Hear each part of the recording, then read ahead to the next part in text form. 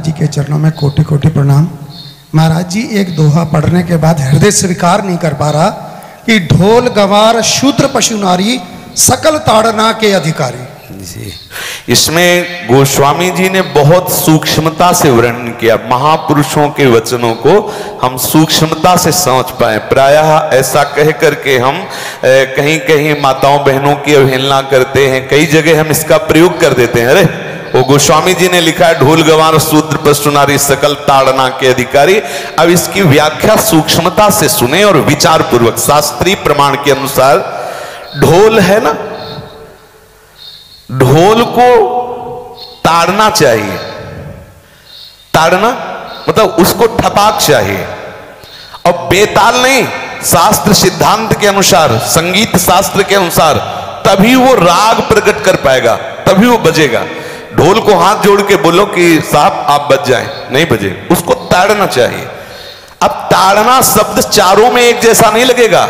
शब्द एक ही है ताड़ना, लेकिन ताड़ना के अर्थ अलग अलग हैं। जैसे कनक है, एक ही शब्द है कनक, लेकिन कनक कनक ते 100 गुनी मादकता अधिकाए, वा खाए बोराए जग या पाए बोराए। बोले कनक ही शब्द है। जैसे ताड़ना शब्द का हम प्रयोग केवल वही समझे कि ताड़ना देना ही नहीं, उसका अर्थ अलग अलग है। जैसे कनक शब्द है, कनक को सोना भी कहते हैं और कनक को धतूरा भी कहते हैं। कनक को धतूरा भी कहते हैं। एक कनक है जिसके खाने से बावरा हो जाएगा और एक कनक है जिसके पाने से बावरा हो जाएगा। कनक शब्द एक ही है लेकिन दोनों का अर्थ अलग अलग हो गया। ऐसे ही ढोल में ताड़न का तात्पर्य है उसको पीटना, लेकिन वो शास्त्रीय संगीत के आधार पर उसको ताल देना। ताल देने से ही वो राग प्रकट करता है, आनंद की उमगन करता है, ना कि प्रार्थना करने से। समझ रहे हैं? अच्छा, गंवार, गंवार कहते हैं विवेकहीन पुरुष को। विवेकहीन पुरुष को कोई कार्य दे दो और उस पर दृष्टि न रखो तो कार्य नष्ट हो जाएगा। वहां ताड़ने का तात्पर्य उसको पीटना नहीं है। उस अविवेकी गंवार पर दृष्टि रखो। जो आपने कार्य सौंपा है, जो भी कार्य उसका है, उस अविवेकी पर दृष्टि रखना ताड़ना हुआ। उस पर दृष्टि रखो, क्योंकि वो अविवेकी है, गंवार है, वो कार्य प्रणाली ठीक जानता नहीं। आप जहां त्रुटि होता संभाल लेना तो वो संभल जाए, क्योंकि वो गंवार है। और शूद्र, शूद्र का तात्पर्य होता है शूद्र। वैसे जो वर्ण व्यवस्था में शूद्र का प्रादुर्भाव सबसे श्रेष्ठ जगह से प्रादुर्भाव है। वर्णन आता है ब्राह्मणोष मुखमाशीत बाहु राजन्य कृतः उरुददस जद्वैश्या पदभ्याग्रम शूद्रो जायत। भगवान के श्री चरणों की ही वंदना होती है। प्राय आपने देखा सबके श्री चरणों की, और शूद्रों का प्रादुर्भाव श्री चरणों से हुआ है। कोई ऐसा न समझे कि शूद्र का मतलब निकृष्ट होता है। यहां शूद्र का तात्पर्य जब से किसी से कहते हैं कि शूद्रवत आचरण करता है, मतलब शास्त्र विरुद्ध सदाचार के विरुद्ध आचरण करना शूद्रवत आचरण की तरफ संबोधन किया जाता है। यहां कहा गया कि शास्त्र की सम्मति, शास्त्र के शासन के अनुसार आचरण हो, सदाचार परायण हो। शास्त्र जिसके लिए जो विधान करता है, शास्त्र शासन स्वीकार करना, यहां शूद्र के ताड़न की बात कही गई। यहां शूद्र ताड़न का तात्पर्य डंडे से प्रहार करना नहीं, समझना। और जो चौथा कहा गया नारी, अगर स्त्री को हम ये कहें कि ताड़न से ही वो केवल काबू में रहती है, तो राष्ट्र में अपने प्रसिद्ध लक्ष्मीबाई जैसी कोई सामर्थ्यशाली वीरांगना, कोई वीरों सामने बड़े बड़े वीरों के दांत खट्टे कर दे, ऐसी बहादुर सिंघनी हुई, अंग्रेजों के दांत खट्टे कर दिए। अगर कोई समझे कि नारी केवल ताड़ने के लिए है तो उसकी मूर्खता है। पुरुष और नारी का समान प्रादुर्भाव हुआ है। भगवान ब्रह्मा के श्री अंग से दाहिनी तरफ से महाराज मनु और बाईं तरफ से उनकी पत्नी उनका प्रादुर्भाव हुआ शतरूपा। शतरूपा, अब आप बोलो एक ही शक्ति के दो भाग हो गए, एक पुरुष रूप धारण कर लिया, एक नारी रूप धारण कर लिया। अब यहां विचार जो है कि उस नारी के ऊपर ताड़न शब्द का क्या प्रयोग है। जैसे आप मार्ग में चले जा रहे हैं और आपने दृष्टि चूक कर दी और नारी आपकी स्त्री पीछे चल रही, तो कोई हमला कर सकता है, क्योंकि वो रत्न है। 14 रत्नों में एक रत्न स्त्री रत्न भी है। स्त्री को रत्न कहा गया है। भगवान श्री राम जब वनवास में जा रहे हैं तो सिया जी को आगे नाव में जब चढ़ाना होता तो पहले सिया जी को चढ़ा, सीए चढ़ाई चढ़े रघुराई, पहले आगे। दृष्टि रखो, दृष्टि चूक गई तो रत्न है। यहां दृष्टि रखना, शासन मतलब उसको पिटाई करना नहीं कि जैसे ढोल को पीटा जाता है ऐसे स्त्री को पीटा जाए, शूद्र को पीटा जाए तो गंवार को, ये व्याख्या नहीं है, ये मूर्खता है, इसे व्याख्या नहीं कहते। जैसे कनक शब्द के कई अर्थ होते हैं, ऐसे ही ताड़न शब्द का यहां अलग अलग प्रयोग है। स्त्री के ऊपर दृष्टि रखो, किस भाव की दृष्टि रखे? क्योंकि वो हमारे यहां रत्न की तरह है, कहीं कोई ऐसा ना हो कि कुदृष्टि वाला कोई उस पर हमला कर दे।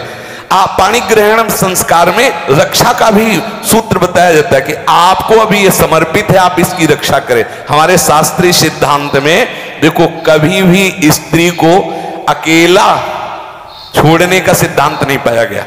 अगर शास्त्रीय सिद्धांत, बच्ची है तो माता पिता के शासन, थोड़ी बड़ी हुई तो भाई आदि के बीच में, और बड़ी हुई तो पति के, और बड़ी हुई तो पुत्रों के, मतलब एक सानिध्य का एक दृष्टि रखी गई है कि यदि आप अपनी दृष्टि में रखेंगे तो उसका अमंगल नहीं होगा, उसका हित नहीं होगा। ये जो जैसे मानो कोई सी स्त्री को अकेला कोई पा गया और कुमार्गगामी वृत्ति वाला हुआ, तो आज जो घटनाएं सुनने को मिलती हैं, अगर हमारी दृष्टि हो उस पर तो ऐसा नहीं हो सकता। और दूसरी बात यह है कि स्त्री को बुद्धि स्वरूपा भी माना गया। भगवान से भीष्म जी कहते हैं, मैंने अपनी कुंवारी कन्या बुद्धि को, हमारी कुंवारी कन्या है बुद्धि, सदैव सुरक्षित रखा है, आज आपके चरणों में समर्पित करते हैं। तो शास्त्र शासन के द्वारा बुद्धि को सदैव अपने अधीन रखो, कहीं बुद्धि कुमार्गगामी ना हो जाए। यहां स्त्री के ताड़न का केवल एक सूत्र है कि आप उस पर दृष्टि बनाए रखें, कहीं स्त्री रत्न कहीं अपवित्र ना हो जाए, कहीं दूसरे का किसी तरह से कुमार्गगामी लोगों का ऐसा कोई बर्ताव ना हो जाए, इसलिए सावधान। वहां उसको पीटने का शब्द नहीं है कि ढोल गवार शूद्र पशु नारी सकल ताड़ना के अधिकारी। ताड़ना का तात्पर्य वहां पीटना नहीं तो विद्वता में देखो तो एक से एक, साधुता में देखो तो एक से एक, वीरांगना देखो एक से एक, ऐसा नहीं कह सकते। क्योंकि जो सामर्थ्य पुरुष में वही सामर्थ्य भगवान ने स्त्री में भी दी, क्योंकि भगवान के ही दो रूप हैं, एक स्त्री और एक पुरुष, समझ रहे ना। तो इसमें एक ताड़न शब्द का कई अर्थ होता है। भगवान की साक्षात शक्ति स्त्री है। अगर कोई इस भाव से देखे कि स्त्री तो केवल ताड़ना मतलब केवल गाली दे के बात करना, ऐसा नहीं। जिस घर में स्त्री का अपमान होता है उस घर का नाश हो जाता है, निश्चित हो जाता है।